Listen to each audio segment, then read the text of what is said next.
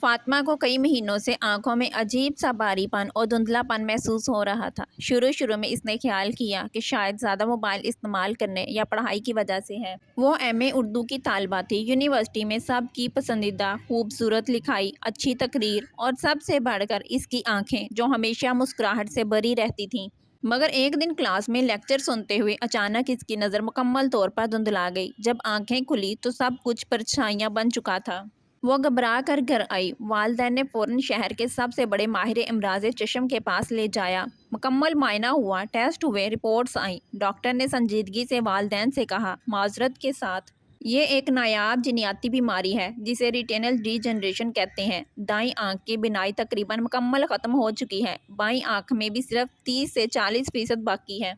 بہت جلد یہ بھی ختم ہو جائے گی، کوئی علاج ممکن نہیں۔ یہ سن کر فاطمہ کی ماں رو پڑی۔ باپ کی آنکھیں سرخ ہو گئیں۔ فاطمہ خاموش بیٹھی رہی۔ اس نے بس اتنا کہا، امی اللہ پر بھروسہ رکھیں، جو ہو رہا ہے اس میں بھی کوئی بھلائی ہوگی۔ ڈاکٹر نے سخت ہدایت کی کہ اب کتابیں بالکل نہ پڑھے، ورنہ جو تھوڑی بہت بصارت باقی ہے وہ بھی چلی جائے گی۔ پڑھائی چھوٹ گئی، یونیورسٹی چھوٹ گئی۔ فاطمہ ہر سال کلاس میں اول آتی تھی۔ استاد کہتے تھے، فاطمہ تم ضرور کچھ بڑا کرو گی، مگر اب سب ختم۔ آہستہ آہستہ بصارت اتنی کم ہو گئی کہ صرف روشنی اور گہرے سائے نظر آتے تھے۔ چہرے دھندلے، رنگ غائب۔ ایک دن وہ بہت روئی، جائے نماز بچھا کر دعا مانگی، اے اللہ میرا کیا قصور تھا؟ تو نے مجھے حسن دیا، ذہانت دی، اچھی زندگی دی، پھر آنکھوں کی روشنی کیوں چھین رہا ہے؟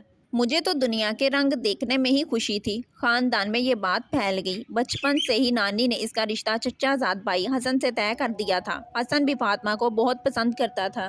وہ اکثر آتا، باتیں کرتا، فاطمہ شادی کے بعد تمہیں ہر جگہ لے جاؤں گا، تم بس مسکراتی رہنا۔ مگر جیسے ہی حسن کے گھر والوں کو پتہ چلا کہ فاطمہ کی آنکھیں تقریباً چلی گئی ہیں تو چچا چچی آئے۔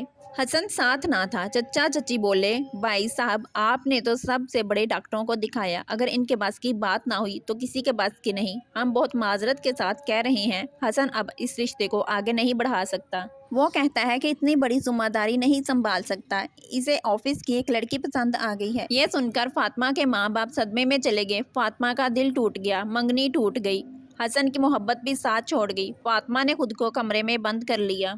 روتی رہتی، کاش تو نے مجھے آنکھیں دی ہی نہ ہوتی تو شاید دنیا کے رنگ دیکھ کر افسوس نہ ہوتا۔ اب تو لوگوں کے اصلی رویے بھی نظر آنے لگے ہیں۔ کئی رشتے آئے مگر سب ٹھکرا کر چلے گئے۔ ایک لڑکے نے تو صاف کہہ دیا، میں کسی اندھی لڑکی سے شادی نہیں کر سکتا۔ فاطمہ مایوس ہو چکی تھی۔ ماں سے ہاتھ جوڑ کر بولی، امی اب کوئی رشتہ مت دیکھنا، مجھے شادی نہیں کرنی۔ اسی دوران پڑوس میں نئے لوگ آ بسے۔ ان کے بڑے بیٹے کی شادی تھی۔ شور شرابہ، گانے بجتے رہتے۔ فاطمہ کی ماں کو دعوت آئی۔ انہوں نے فاطمہ کو ساتھ چلنے کا کہا، مگر فاطمہ نے انکار کر دیا۔ ماں شادی میں چلی گئی۔ فاطمہ اکیلی صحن میں بیٹھی ٹھنڈی ہوا کا لطف اٹھا رہی تھی۔ سب دھندلا دکھ رہا تھا۔ اچانک دروازے پر دستک ہوئی۔ کون ہے؟ میں عرفان ہوں، آپ کے پڑوس سے، آپ کی امی نے بھیجا ہے۔ فاطمہ نے دروازہ کھولا۔ عرفان کے ہاتھ میں کھانے کی پلیٹیں تھیں۔ فاطمہ کو دھندلا دکھ رہا تھا، سمجھ نہیں آ رہا تھا کہ کیسے پکڑے۔ عرفان اس کی خوبصورتی دیکھ کر حیران رہ گیا۔ وہ بولی، پلیٹیں کچن میں رکھ دیں۔ عرفان نے پلیٹیں رکھیں۔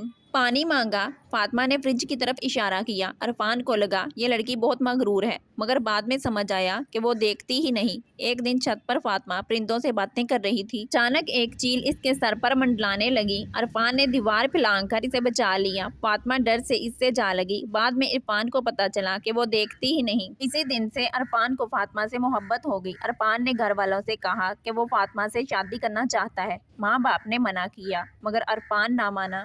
دھمکی دی کہ اگر رشتہ نہ مانگا تو گھر چھوڑ کر چلا جاؤں گا۔ آخر کار رشتہ پکا ہو گیا۔ فاطمہ کو یقین نہ آ رہا تھا کہ کوئی اس سے شادی کر سکتا ہے۔ وہ ڈرتی تھی کہیں عرفان بعد میں تنگ نہ آ جائے۔ شادی کے بعد عرفان نے وعدہ نبھایا، فاطمہ کو ہر چیز سکھائی، اس کی آنکھیں بن کر رہا۔ فاطمہ کہتی، بس اللہ سے ایک گلہ ہے، کاش تھوڑی دیر کے لیے ہی صحیح مجھے آپ کا چہرہ دکھا دے۔ عرفان ہنس کر بولا، چاہو تو میں اپنی آنکھیں دے دوں۔ فاطمہ بولی، جنت میں سب سے پہلے یہی دعا مانگوں گی کہ مجھے آپ کا چہرہ دکھا دے۔ ایک دن بارش میں فاطمہ چھت سے کپڑے اتارتے ہوئے سیڑھیوں سے گر گئی۔ سر پر گہری چوٹ لگی۔ آپریشن ہوا۔ ڈاکٹروں نے کہا کہ آنکھوں کے لینس میں مسئلہ تھا۔ آپریشن میں وہ بھی ٹھیک ہو گیا۔ امید ہے اب وہ دیکھ پائے گی۔ جب پٹی کھلی تو فاطمہ نے سب سے پہلے عرفان کو دیکھا۔ وہ کانپ رہی تھی۔ آنسوؤں سے بولی، عرفان میں آپ کو دیکھ رہی ہوں۔ دونوں رو پڑے۔ خوشی کے آنسو۔ عرفان کی سچی محبت نے فاطمہ کی دنیا پھر سے روشن کر دی۔ سچی محبت اور اللہ پر یقین ہو تو سب سے بڑی مشکل بھی معجزے میں بدل سکتی ہے۔